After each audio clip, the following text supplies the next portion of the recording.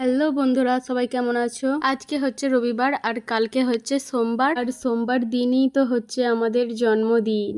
আমাদের বললাম কেন, কারণ হচ্ছে আমার আর বরকির তো একসাথেই জন্মদিন। কালকের অনেক মজা করব।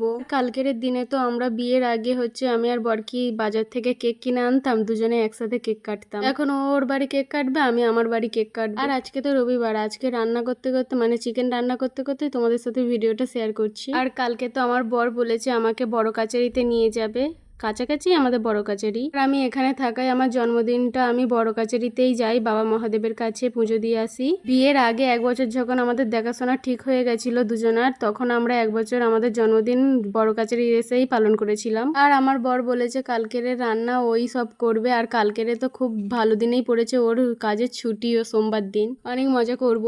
তো কালকের দিনটা তো দুজনেই মিস করব।